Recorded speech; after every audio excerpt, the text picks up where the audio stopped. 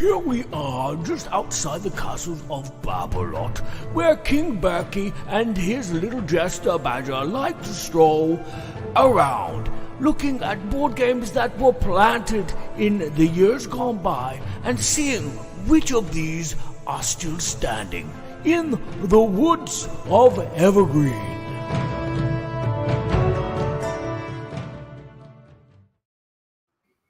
Hey!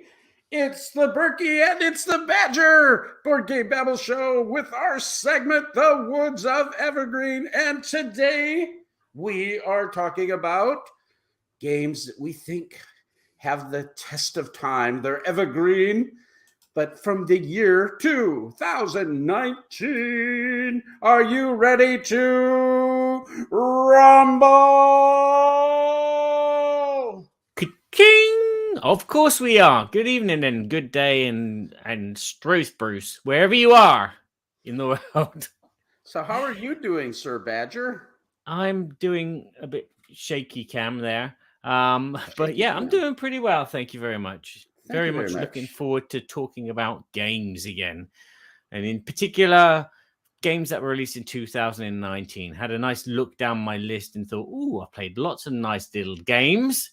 Not as much as I'd like to have played some of them. Some of them look really, really good, and I enjoyed playing them one time. But this is the Woods of Evergreen. We're going to be talking about games that we've played probably already a couple of good times, and we think, yeah, this is a game in our collection which is going to be played for many, many years to come. Because one, they're good, two, there's nothing like them, and three, if we don't, then the person that sent us the game is going to be very unhappy.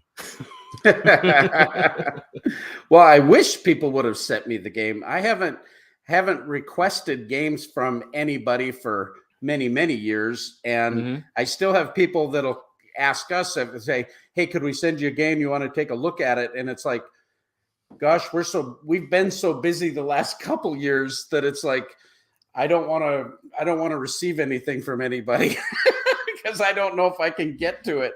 Yeah. I mean, the three games that I have, because we are basically going to just talk about our top three each. But the three games that I have here, I purchased either through Kickstarter or from a store.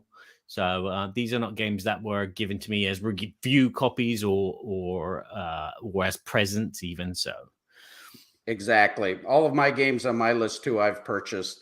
So there's no bias here other than what we think, and I think that's kind of one of the interesting things about this is we're in 2019 reviewing games that we think are evergreen. Well, how do you do that? That's only a couple years. I mean, 2-3 years, it's like these have not yet stood the test of time. So this is our best guess estimate based on our experience and what we think that whether or not these games really have legs or not, right? Yeah. And that's super hard to quantify because sometimes things get such a huge shoot out of the gate and they rise and they have these big things. And then 2-3 years from now, you don't even hear about them anymore. Right. Yeah. So it's a lot easier when we have a historical track where we can go back 15-20 years and still see what people are really buzzing about or still feel are games that they want on their shelf and want to play. In fact, because of this discussion, Barry and I talked about this and we thought, after 2019, we're going to switch back our Woods of Evergreen segments and go all the way back in a time loop. It's like one of those causality loops where it goes over and over and over and over. Oh, right. It's not like a tombola where you just turn it over and over and over. Yeah, but it has balls in it. Yeah. And they like B9. Bueller. You sunk my battleship. But we're going to go back in time. Boom. So, yes. Yeah. To the year 2000. Yes. Because before, when we started this cycle, we started at 2005, right? I think we did, yes. I think I've just closed the Google document, which actually has all our games that we've spoken about listed already. Which is annoying. Woods of Evergreen list. It did start in 2005. So that's kind of cool because we are live. Tweet, baby, tweet. Do we have anybody in the chat yet? At the moment. SteamYard's in the chat. Yeah. If you are in the chat and you are watching live, maybe you want to leave us a comment on what games you love playing from 2019. What games you think you're going to still be playing in 2000 years from now. Barry will probably put up a poll on our Board Game Geek Guild number 2248. If you haven't subscribed, subscribe. Mm-hmm. And you can subscribe to the Burky and Badger Board Game Babble Show on YouTube also. We never ask people to subscribe and like and hit and send us lots of money for our Patreon, which we don't have, but we still want you to send money to it. We never do that anymore. No. Because we never did it to begin with. No. And it's kind of annoying watching it on every blinking video, which is... I know we probably spend a lot more time on YouTube than we actually do watching our real televisions. But yeah, it just gets kind of annoying. It's like you want to skip it. It's like an advert that you do not want. But, and we don't want to be annoying. We know that we are annoying, but we don't want to be. No, we don't want to be annoying. No, I don't like annoying. Bueller. Annoying is not nice. Bueller. So we just jump right into it and get past all this nonsense? Yes. All right. We're having a good time talking about board games. Oh, yes. And we're each going to go through 3 of the games that we think from 2019, correct? Yes. All right. Do you want to start, Sir Badger? Okay. I will take the first game from my pile here. The first game, I can't say enough about this game. It's just such fun. Woo-hoo. In a box. It's from AEG and it's called Tiny Towns. This is also, if you're in Europe, Lucky Duck that published this game. And it's a wonderful, lightweight, fun, puzzling game where you're building a town. And you've played this because I've played this with you. Yeah, we got to play that at Paul Grogan's house when we were at the UK Games Expo in 2019. Yes, we did. I'd already been hyped from this because I watched the video and I thought, wow, this looks cool. I think it was Lincoln and Nikki were playing on BGG. Yep. Game night. And I just watched it and I was like, that's such a simple but yet addictive idea where basically an active player on their turn will name one of the 5 resources and every player will have to take that resource as a cube. Yeah, it's kind of like cubes. They're so 2000. But anyway, each player will have a 5x5 grid, which is their village, and you will have to place that resource into one of the empty spaces. And basically, what you're trying to do is try and get a configuration or a layout of a resource in each of these spaces in your village that kind of relates to one of the different types of buildings. At the beginning of the game, you're going to play out one type of each building, like a farm, a church, and a warehouse. Yeah. And they each have their own different individual wooden type of building, which are really nice. And each one of them has a power and each one of them has a layout. So if you have a 4x4 grid of 2 wheat, a brick and a wood, that formation matches what it's written on the card for a warehouse. You can actually build that warehouse. So you can transform those 4 resources into one building and place it into one of those squares. And each building has its own way of scoring points, and you're trying to get as many buildings in a nice configuration, which will score you maximum points. And so this just keeps going around. So each player will just say one resource. Everyone takes that resource, puts it in the square, and then the next player does the same until nobody can put anything else in their spaces. So there is a bit of a kind of a player elimination. So if you muck up and put too many buildings or too many cubes everywhere and they're not configuring, and then you just got like resources blocking spaces that you don't want, you're kind of out the game. But it doesn't mean that you're not going to win at the end of the game, because you might have a good configuration of something. And that's the game. It's as simple as that. It's a very spatial recognition puzzle game, where you're trying to outdo the other players, because again there is this interaction of, you can see that player might be trying to build that building, so you're going to say a different resource which might screw them up because they don't know where to put it, or they got no space to put it in, which means that they'll be eliminated from their next turn. And it's just a fun light game which practically anyone can pick up, and there are so many different cards for the different buildings, so you have a different kind of formation every time you play. Really enjoyable, lovely, light, fun game called Tiny Towns by AEG. Yeah, I think AEG put out a lot of really good games that year, and they've been continuing to do so. They're really a premier publisher in my mind. Yeah, I've recently bought the expansions, the Villagers and the other one, Fortune, or whatever it is. Still haven't played them, unfortunately, but I can feel that when things start settling down, and we'll be playing this one a lot more in the future. Yeah, cool. So Tiny Towns from AEG is Badger's number one. Well, one of my not technically number one, one of the three. It was a faux pas. That was a faux pas. Okay. A misspeak. Tally ho. Yes, tally ho. Is that a? Hey, Rick is here. Hey, Rick. Woohoo! I haven't seen Rick forever. We got to get together and have a game night sometime.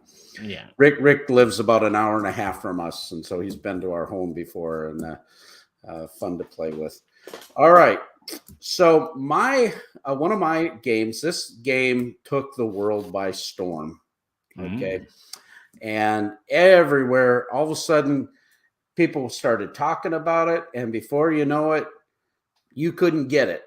And then all of a sudden it was on Amazon and it was on eBay for $150 and crazy world. And then I go to the UK Games Fair, and one of the vendors had 9 copies of it. They were selling it for a reasonable price. I was going to grab one of them at the UK Games Fair because I couldn't get it in the United States. And I went back to my booth area where you were helping me. And then I came back to that vendor to get it. And this was like maybe 10 minutes. They were all gone. So I ended up waiting a while to get it. But this is the game from Stonemaier Games, Wingspan. What a guess, huh? Yeah, what a guess. Well, this thing already has soared to heights that most people would have not thunk. But there's a lot of different feelings about whether, there's some people that don't get it. I've heard a lot of comments about that. But overall, I've heard most people really enjoy this game because they like the engine building aspect. I'll tell you a little bit about the game, but the artwork is just amazing by Beth Sorbel. And it's birds and habitats. And the card art is just beautiful. You've got these really cool little eggs that you're putting on different habitats. To your certain birds can have different kinds of nests, and each round you're going to have a different goal to score points. And everybody is trying to build these tableaus, and as you have to pay resources as you go to the right on each of these habitats. However, you're going to get more things and they're going to combo. And there's these moments in this game for me that you just feel clever. We'll go, oh, if I get that one and I get that one, okay, I'm not going to be able to go here, but I'll go here, and then I'll be able to do this next turn. And it's got this cute little birdhouse that Barry is showing there too, that, you know, it's so, but you roll these dice. They've got all these little worms and mice and all kinds of stuff on them. K King, good friend of mine, actually made some custom 3D printed bits for all of those for us. So we love that. And I have the first expansion for the game. I do not have the new European expansion. So, so I haven't played with that one, but I've played this game 2-player. I've played it 4-player. I've played it with our game group that tends to like a little bit heavier games than this. I would categorize this as very medium family weight type of game. Not overly complex, but a lot to think about. There's a lot of, you know, there's special abilities on these cards where you're either going to get resources or you're going to be able to do something else. Some of them are immediate. Some of them are comboing with other type of cards. You know, if you get a bird of prey, for instance, well, if you get other cards when you draw them that are under a certain wingspan, you get to take those cards and put them underneath the card, and then those are going to be points at the end of the game. So you're trying to collect those type of cards. I'm having trouble hearing. Yeah, I know you are, Siri. So never wear your Apple Watch when you're doing a podcast, because it happens all the time. And today's special guest is Siri. Hello, Siri. Siri, welcome to the show. Burky and Badger, tell us how you're doing. It'll probably actually say that. So anyway, this game has sold hundreds and thousands of copies. It has become a major title. You're seeing all kinds of accessories being made for this game. People are fairly rabid about it still. And this was 2019. I don't see that changing anytime soon. In fact, I predict, wait for it. Yep. Okay, I waited too long. That's predict exactly what Rick said. He said it's been too long. I predict that this game will be on big box store shelves like Target, Barnes and Noble. Maybe it's already in Barnes and Noble. I've never seen it in Target, but I predict that it will be just like Ticket to Ride. Okay. We'll see, huh? We shall see. I think that when I played it, I was hyped up too much by the hype train, so I didn't enjoy it as much as a lot of people. It's probably worth me playing it again, just to see if it's something that I should have in my collection. I haven't played it solo because I listened to your song. Wouldn't it be nice not to play solo? And so that deterred me from playing it solo. So thank you. But I hear it's good solo, and I liked it a lot at 2 players. Maddie, I mean, whenever she comes over, she goes, "Let's play Wingspan."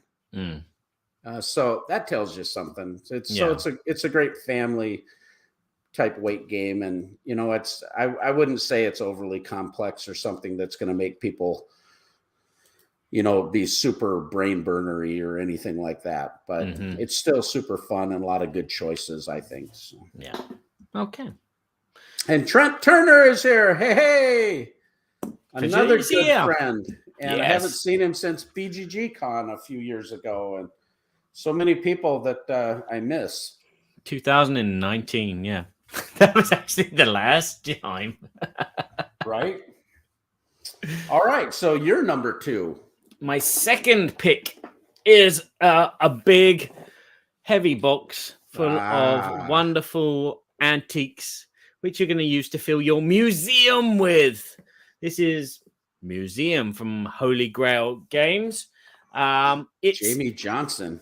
It's a set collection game with cards, but it's like a grandiose set collection game because there's a lot of material in this box.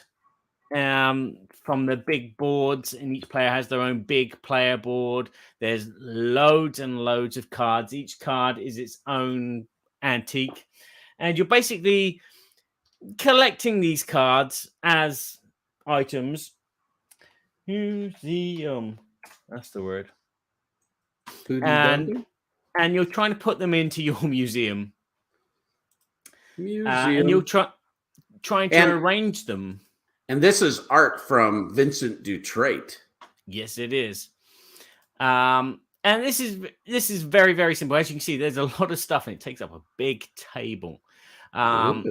But basically, each player will be drafting cards from a central pool into their hand, and then the active player will be then either adding cards to their museum or collecting cards like a discard pile from their warehouse. So every time that you add a card to your museum, you're going to be paying for it with other cards. Each card has its own value on it.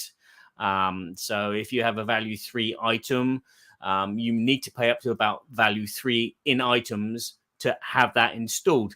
So if you can pay that with 3 ones or a 2 and a 1 or a card value of 3, and these cards are put into your discard, your warehouse, and these cards can be bought later on, or as I said, on your turn, you can instead pick them up and put them back into your hand, which kind of wastes a turn.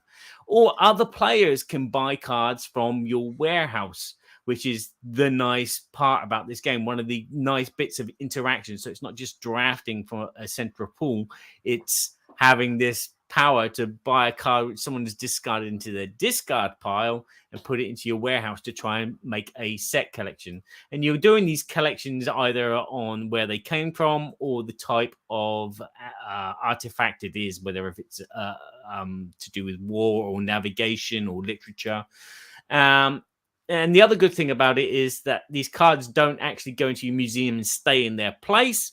You can move them around because that's what you're trying to do. You're trying to create a kind of nice layout in your museum so it flows, and you're trying to connect all your items which came from a certain country together, as well as connect items which belong to a certain thing. So like for navigation or agriculture or something like that. And that's how you get your points. And there are other little things in the game which will negate you points.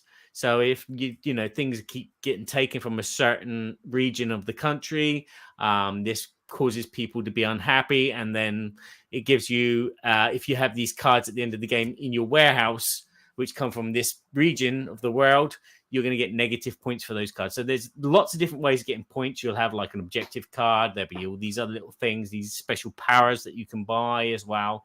And it's just a kind of really free-flowing card game, but it comes with all these wonderful, wonderful pieces of works of art, the artwork itself and the figurines, especially if you have the Kickstarter edition.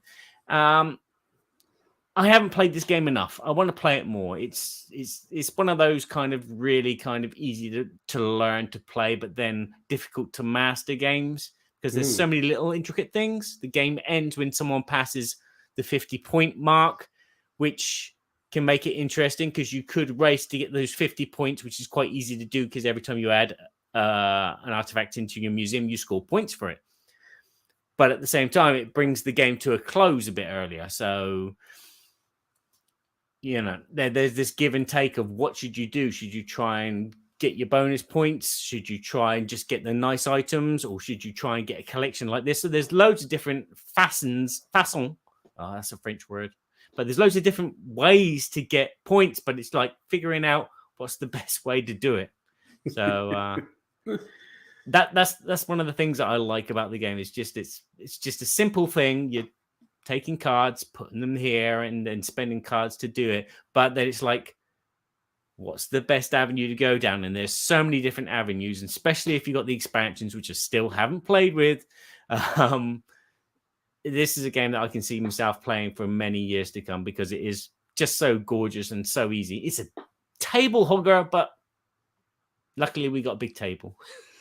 Yeah, we actually got a list of games on my shelf of shame that our grain group wants to go through, and that's right at the top of the list. Is it? So is the miniatures that came with that, with the artifacts and that, was that a Kickstarter type thing, or is that in the main box? Yeah, they're score markers. Okay. Yeah, look, really beautiful production. Art looks amazing, and that's kind of you'd say kind of a medium weight type of game then. Yeah, it's a kind of just slightly heavier than Ticket to Ride. The rules are simple as Ticket to Ride, but there are just, like, as I said, all these little intricate ways of scoring. It's not as simple as just building a route and trying to get your tickets. There's building your route, getting your tickets, making sure there's not enough stations, making sure that the passengers have got off on the right side of the train. And you can choose like a couple of these avenues to generate your points to win the game. Sure. But you can't choose all of them. So I see Kabuki Kid is here. Woohoo! Yay! Hi, Kabuki. And Trent Turner made a comment, and he said that 2019, where's it? It's up there a little bit. Was the last good year? Yeah, he goes, it was the last. Yeah, there you got it.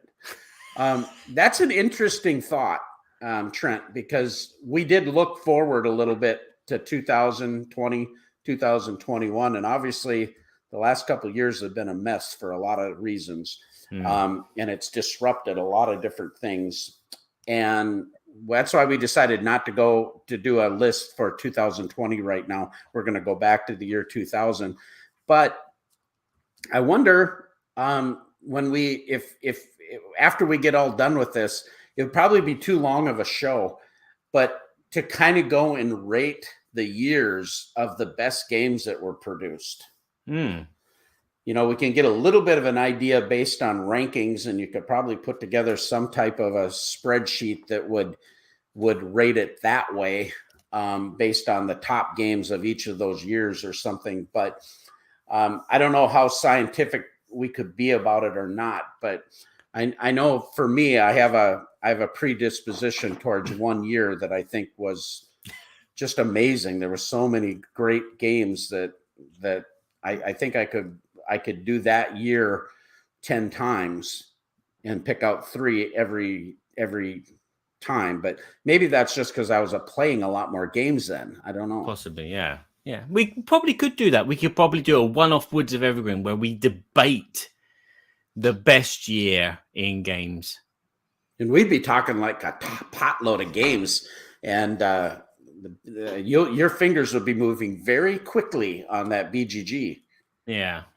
Yeah. But then we could get everybody involved in the chat to talk about that and try to do a big preamble for it.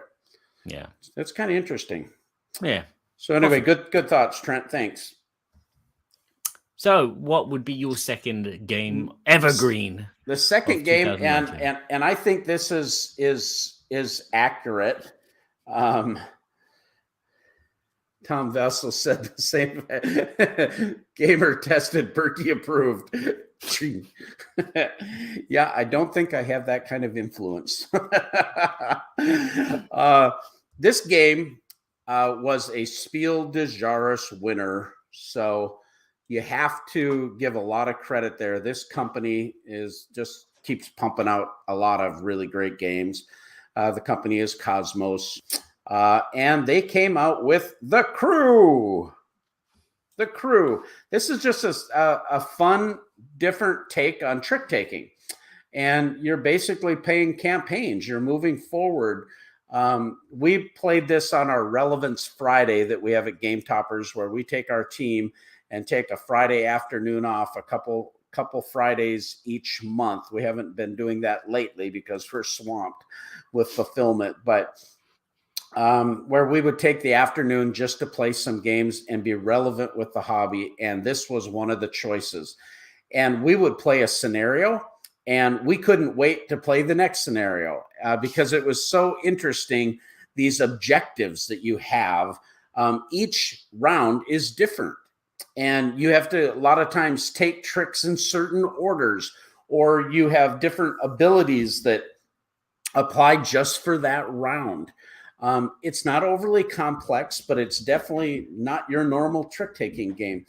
But there's so much variety, and at times there's a difficulty level of that particular one, depending on what comes out, that it's like, oh, we didn't do it. And so immediately we're like, okay, we got to do that again. And so we love that. Now they've got a new version of this that just came out that's kind of an undersea world exploration theme. Okay. And I'm hearing people rave about that. And I'm not normally a big co-op guy, but this has a co-op because you're all working together to get these tricks. That's what's one thing is different. You're not just collecting tricks for yourself like in a normal trick-taking game. You're cooperatively taking these tricks based on these parameters that are going to come out each turn. It plays super quick. So, I mean, you can play a scenario generally in 10, 15 minutes, depending on, and they increasingly get higher and higher and higher. And Kabuki Kid says, I prefer the second grade, the undersea one. So I don't know what's different about that one, but I've heard that comment over and over, and people raved about the crew. So I still consider this the crew, but you know, it's obviously there's differences. So maybe the new one has cards that go up not just to the value of 9, but up to the value of 11. So that's probably why, because it goes up to 11. Spinal Tap reference. No. Deer in headlights. I don't know what to say. Yeah, but this one goes up to 11. Yeah. Oh dear. Oh, well. That's funny. All right, so mine is The Crew by Cosmos is my second choice. And how about your third choice? I haven't played The Crew. You haven't played The Crew? So it's not The Crew. The Crew. Isn't that a band? No, it's not a crew. It's not a band, no. So, okay, my third. No, I can't spell. Here it is. I spelled it, but it doesn't matter because it's here in my hand. This I so enjoyed this game called Era L'Age Medieval, the medieval age for you English speakers. This is a gorgeous game. I think I can say that about all three of these games. They're all very gorgeous. Two of them you can play solo. One of them I'd only recommend you play solo. Well, I've played a lot of this solo. And it's a city building game with some wonderful 3D plastic components which punch into a punching board with a board with holes in it. And you have dice. And every time you're going to be rolling some dice, depending on what things you have in your village, because these dice are people and they will gather resources for you. And you roll them Yahtzee style 3 times, save the results that you want. But there is an exception to that because some of the faces have this block face, which is something bad is going to happen if you have too many of these. Yep. And so there are ways to mitigate this, but you have to save these dice once they're blocked. And then you, after you've rolled your dice, you'll collect the resources. You will then feed your people if you have food. If you don't have food, you get negative points for every person that can't be fed. And then you build. You spend your resources to build and add more buildings to your city before having some badness happen to you. So if you had any of these dice which you blocked, you'll check how many skulls you see from your dice results and correspond it to a table. And something bad might happen to you, something terrible might happen to you, something diabolical might happen to you, something might happen to someone else. You might be able to swift a plague onto someone else. And then finally, you will have combat with every other player, depending on your strength of your forces, and you'll be able to steal some resources from the other players. It's not really that nasty and, tacky on the other players. Yeah. But it is. Now look at that. Look at that. Stop there for a second. Okay. I'm sorry to interrupt, but see these player boards that you just put up? Yep. That was a huge. Did you get ones that were printed like this? No, I got the ones with stickers, so you had to sticker it like that. See, I didn't get either, and you can't read anything. Yeah. It's like it's punched into the plastic, and that was the big knock, because this game is amazing and this production so amazing. But if there were are those stickers or is that printing? They look too good to be stickers. They look looks too amazing. square. Yeah, my stickers are a bit wonky. I want that. Yeah. Yeah. So anyway, have you tried washing them? I couldn't help comment. Yeah, I think that's probably what a guy needs to do, is just put a wash on the indents so you can see them. Yeah, but well, that's pretty good. Yeah, they're a bit crooked here and there, but yeah, so are you. Again, everything about this game, the production quality is super. You'll play this game for a couple of for us about 6 rounds. Well, it's until one of the things have run out, and then I've been playing a lot solo because nobody wants to play with me with this game, which is unfortunate. But I love the game so much that I will go out my way and play it solo. You're basically playing against another set of dice, which will do you damage, steal resources from you at the end of the turn, possibly, or you steal resources from that. And it's just, they call it a roll and write, and I can see why it probably was a roll and write, but I don't class this as a roll and write because it's a roll and build. You're actually building a real physical thing, and I like that. Much like what I like in Railroad Inc. You're building an image. You're building a route, transits, a map, unlike a lot of roll and write games where you're just ticking boxes and stuff, which is really annoying. But, Era. Yeah, it's a great game. I was talking to Brian Pope from Arcane Wonders this last summer, and he was saying that was one of his favorite games of all time and wished that he had published it.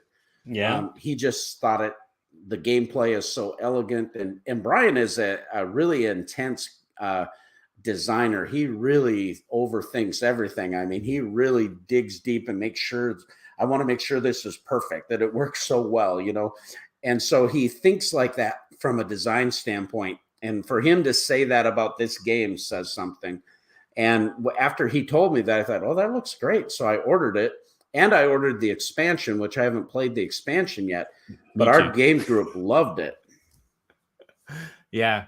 I just want everything about this. I want the extra little expansions as well, because there's these little booster packs with like an individual building in them, which do something different. Oh, yeah. I am really intrigued to get hold of them, but they're very hard to get hold of at the moment. So I love the combos of that too, and how you're trying to, kind of gives you a little bit of suburbia type of feel. Yeah. Where stuff connected to one another and how you build in there. And like you say, I got kind of burnt out on roll and writes, but this doesn't feel roll and write-ish.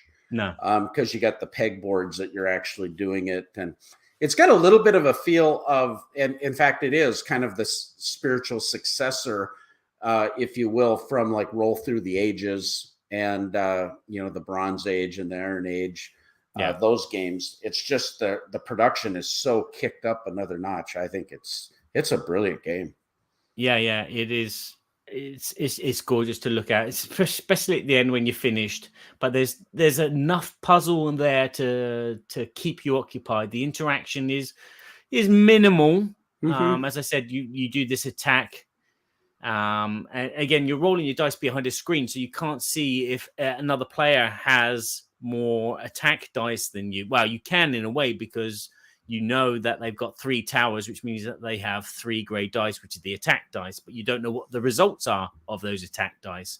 And again, that adds to some of the fun, but it also makes you a bit wary. So you never know what you want to build. You might be building to achieve your objectives, but at the same time, you might be looking at other players and what they've built and thinking, oh my God, they're going way ahead in that area and they're going to take all those kind of buildings. Maybe I should stop them, or maybe I should let them build all those types of buildings, which will bring the game to an end or whatever. So there's lots to think about, even though the interaction is kind of minimal. Yeah. But yeah, that's kind of the way I felt too. All right, so ERA, and who's the publisher from that again? That's Egerton Spiel. Yeah, it's different here in the States. It's different here in the States, isn't it? Yeah, I think it is. Let me check. Yeah, I don't remember. Let's have a check. In the States. Check 1 2. Check 1 2. Check BGG 1. What is it? Pegasus Spiel, Asmodee. 2.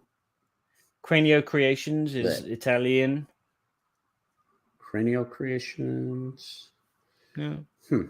Well, anyway. Yeah. Well, anyway. So, okay, my third and final choice for this go round of 2019.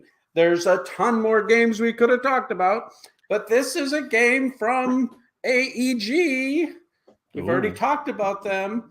And there was another game I could have chose from them too, but I decided to go with the one that I think is going to have the longer staying power. It's a simple game, but it's super fun. It's called Point Salad. Point Salad.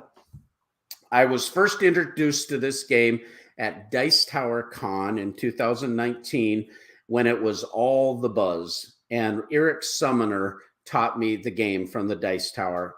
And we sat down and had just, you know how you have those experiences where things are, you just come away with such fond memories, and that even kicks it up a notch just because of the experience you had with the people and all of that. Yeah. We just love this game.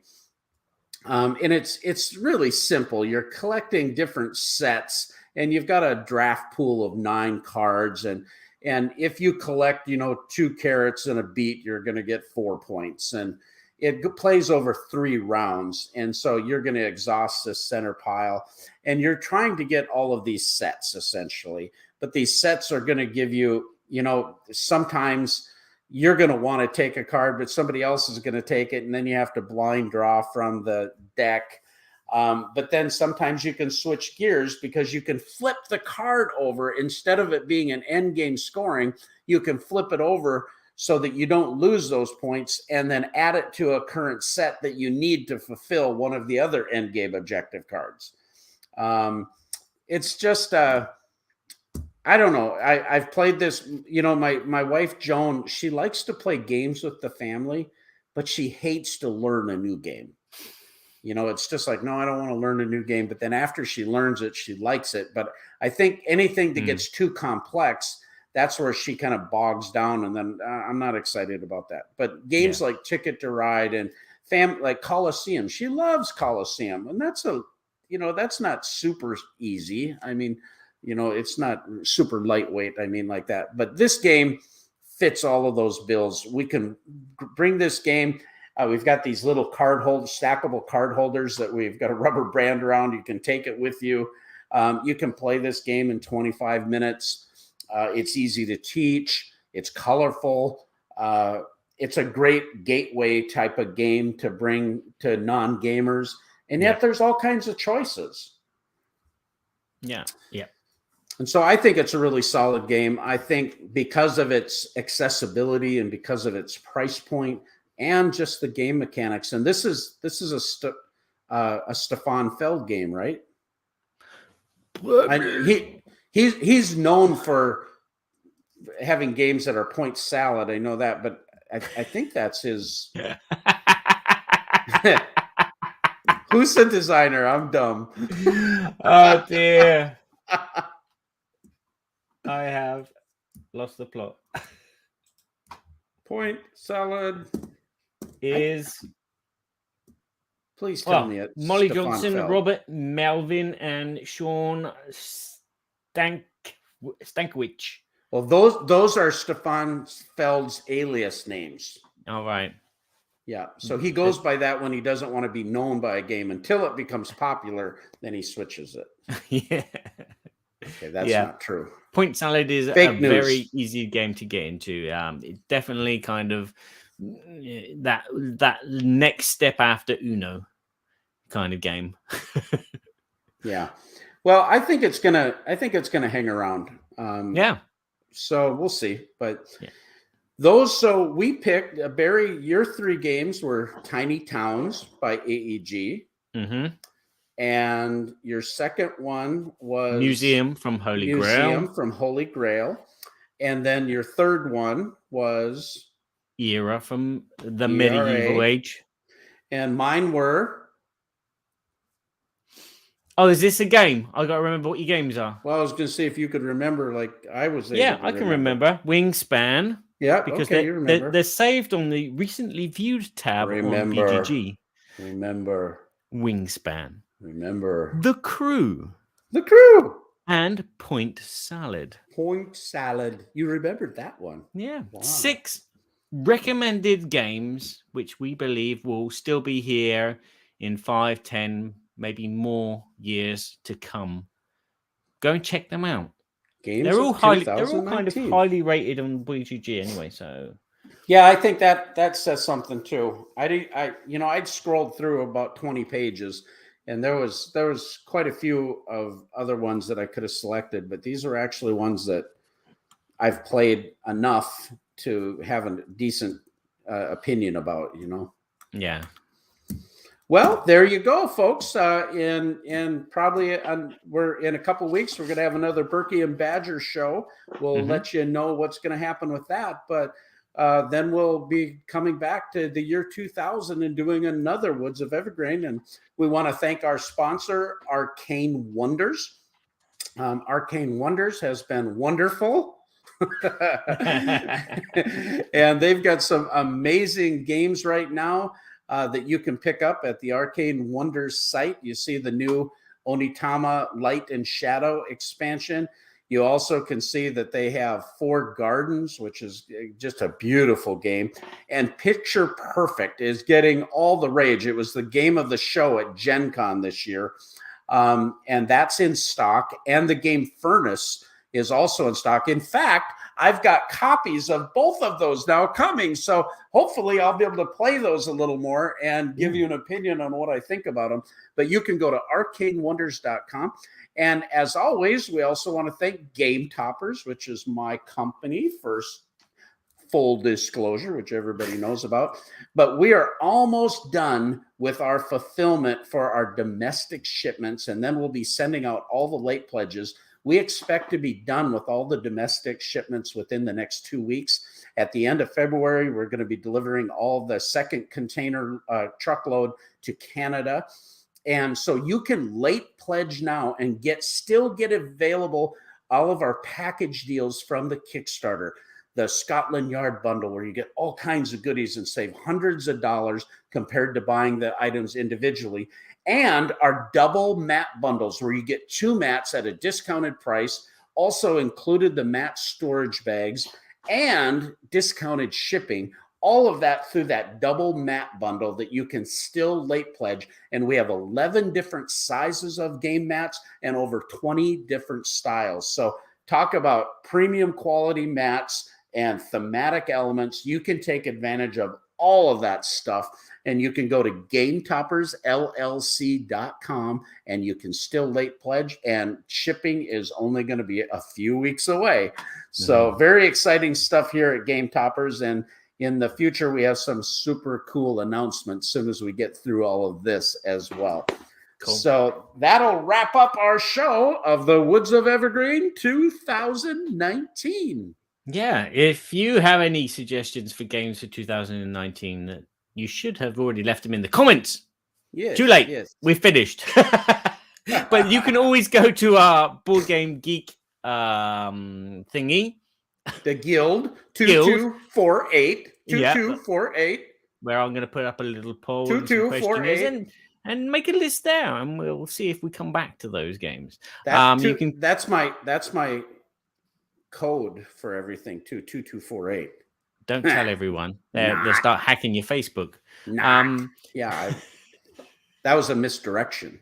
Yes. You can find us on Facebook and Twitter. You can also find us on Libsyn and lots of other podcasting streaming services, as well as here on YouTube. This is Burky and Badger signing off and saying thanks for watching. See you next time. See you later, folks.